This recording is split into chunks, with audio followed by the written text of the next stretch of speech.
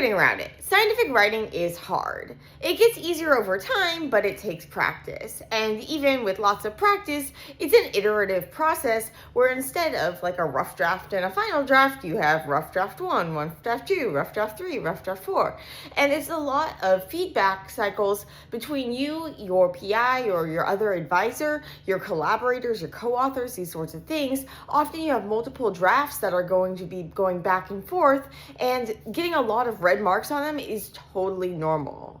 Not only do different people have different writing styles, but the actual kind of getting used to scientific writing process can be a bit of a culture shock. And it can make it so that when you first get the draft back and it's all covered in red, you might feel like, oh my God, I'm so devastated. I remember feeling like that when I was writing like drafts of my theses and stuff and papers in grad school. My PI would send it back and it would be like covered in red, and I'd be like, oh my God, what did I do wrong? I suck. But no, that's just part of the normal process. And the only way that you're going to improve at scientific writing is by participating in this process, by doing this back and forth cycling. Now, that's not to say that you should go and aim for getting a bunch of red, and so there are things that you can do to try to avoid getting so much red on your papers or on your drafts. But know that there's always going to be some red in things. There's always going to be comments. Different people have different styles, different preferences, and so one of the things that you could do is learn the preferences of your co-authors, of your mentors, that sort of thing, and then try to cater to them in future drafts. And so you want to keep versions of your drafts. I typically put like an underscore and then the date in my draft versions. And then when my advisor or my co-author will review it and things, then they'll put their initials on the end of that. And then we can have different drafts going back and forth and seeing who did what and like who commented what and when. Before you actually go and send things to that person who you want to review, be sure that you've reviewed it too. And so it's really important to read over what you write before you actually go and like submit it or give it to someone to look over. And all those red squiggly marks, those are things like, hey, let's go take a look at me. And so sometimes spell check doesn't work very well with science writing. And so you can teach your dictionary to learn certain words, but don't just ignore those red squiggly marks and say, this is a scientific paper, I don't need to worry about that. Do worry about that. Check out those spell checks. Check out your spell checking. Spell checking can check kind of like grammar errors and things. And so be sure that you're reading aloud what you write. That's kind of like one of the best ways to make sure that things are grammatically correct, is to actually read it out loud. You can also give it to someone, even if they're not in like the scientific field or something. Like sometimes I give my stuff to my dad. He's like really good with English and stuff. And so I'll give it to my dad and my mom and stuff. And then they can do some copy editing, try to correct some of the grammar and that sort of thing that I had missed with my looking over. Because when I'm looking over my own work, it's really easy to kind of think, okay, I know what I'm trying to say in my head, but is it coming out in the paper? That's a different story. And so then your head just kind of glosses over it and not realizing there's a problem when someone else might realize there's a problem, and you want to catch that problem before the more important people, no offense mom and dad, but the people who are actually on the science side of the editing will be able to look it over and catch that. You want to give yourself time to review things. You want to give the people that you give your stuff to time to review things. And so don't wait until the last minute. Know that it is this iterative process. And even before you engage in the iterative aspect of the back and forth, you're going to have a lot of iterations within yourself. And so lots of drafts before you even go and show it to anyone typically. And in these drafts, you want to sleep on it before you actually go and send it to someone. And so as tempting as it can be to do lots and lots and lots of writing and then be like, oh my God, I'm done, let's submit this right away. Give yourself time so that what you can actually do is sleep on it, look at it with fresh eyes in the morning, and then you can fix anything, you can make any changes before you go and send it to someone. When you're sending it to someone, you can also say like, okay, I want this level of feedback. Like, don't worry about the grammar or anything. Just give me big picture. Does this flow work for you or something like this? And this is really helpful for the person that's giving the feedback as well, because then they don't have to be worrying about like going over the tiny little details when there's larger scale changes happening. And it'll seem less overwhelming to them if you're just like, oh, hey, can you just check the ordering of this and the great general flow and give some general advice, rather than being like, oh my God, I've got this big paper. How the heck am I going to find time in my busy schedule in order to look it over?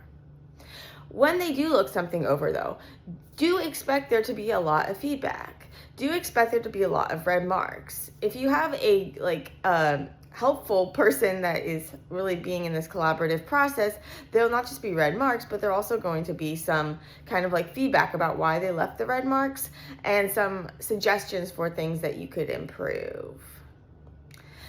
Then the worst thing is if you get it back with like nothing, because then they probably didn't even read it that closely, or you're just perfect as is. But typically it's not perfect as is, and actually it'll never be perfect because there's basically always things that you could make better, but at some point you just have to go and you have to submit it, you have to turn it in, you have to do all these things. But by giving yourself time to participate in the iterative nature of the scientific writing process, you're able to make it so that you have a better chance of having some sort of final product that you're proud of. A couple of pieces of advice I've gotten about scientific writing along the path of my scientific career. One is to make it concise. And so there's often a tendency when you think like scientific writing, you think all formal and passive tense. And so the tubes were spun in the centrifuge, as opposed to we spun the tubes in the centrifuge, like active voice. Often active voice can make things more concise and they can make things more engaging. So don't be scared off by active voice. And take out words that you don't need. So like fluff words, filler words, things like this. There's often ways that you could simplify your writing in order to keep the audience engaged and to fit word limits if you need to fit the word limits. But don't worry about kind of making things sound all stylish and English essay-y. Scientific writing is different, and so that's part of the reason why you might initially get a lot of red feedback and things, is because you're learning what is kind of conventional in science, what sorts of words can be cut out, what sorts of words are too suggestive. So maybe you're trying to say something about what you think, but you're putting it in the framing of that you know it, or that your experiment shows it directly, rather than it being a theory that you have based on your evidence. And so there's some things like that, some subtle nuances that you might not really recognize, you might not be familiar with. There's some terminology in the field that people use very specific terms for very specific things. And often when we're teaching people, we simplify things, but then when you're going and you're writing and you're presenting it to experts and things, they might be a little more nitpicky. So that's some of the things that your advisor or your editor or those sorts of things might point out as well. And all of this is just to help you learn and to help your writing product be the most successful, be the most good it can be. And so it's really just, it should be at least a very collaborative learning process back and forth. And this is just something that you should get used to, is this back and forth nature of the writing process. But again, you've got to give people time to do that back and forth nature. You've got to give yourself time, you've got to give your reviewers time and your collaborators time, all these various things, and know that this will take time. So it can take days, it could take months, it can take years for some things, like your thesis, but work on it as you go. Don't wait until the last minute, and keep engaging with this writing process. In addition to trying to make words and phrases more concise, break up your sentences. So if you have long run-on sentences, what you can do is you can actually break them up into multiple sentences. If your reader has to keep going and rereading the same sentence over and over to try to figure out what you're saying, that's not good. And so often that could be fixed by just breaking things up into small, shorter sentences. My advisors, I've gotten advice like, try to make it so that your sentences don't cover more than 2 lines. Like sometimes there's exceptions and things, but you typically don't want it to be more than 2 lines. Go through and see, not only does every sentence have a purpose, not only does this paragraph not make sense if I like slice out the sentence, but do I need this word? Do I need this word? Every word should be purposeful. And so if your word is not purposeful, then it shouldn't be in there. And so there's just various things like this that you just kind of get used to. You need to engage in that process. And one of the favorite books that I've read is How to Write and Publish a Scientific Paper. And it doesn't just talk about scientific papers, it also talks about posters and various things like this. And that's a really good book that I recommend. It's got like a list of words to avoid and shortened phrases that you could use instead of other things. Speaking of use, you can use instead of utilize, things like this. And all of that will make your writing more crisp. Speaking of writing more crisp and more concise, there's a lot of those kind of AI tools built into writing software where it'll kind of just correct your writing as you go. And often it can mess up with scientific writing and things, and it'll try to make things more concise, but it'll do it in a way that actually loses some of the meaning, some of the nuance of some of the scientific writing that you're doing. And what's especially dangerous is if you don't then go and reread what it's changing.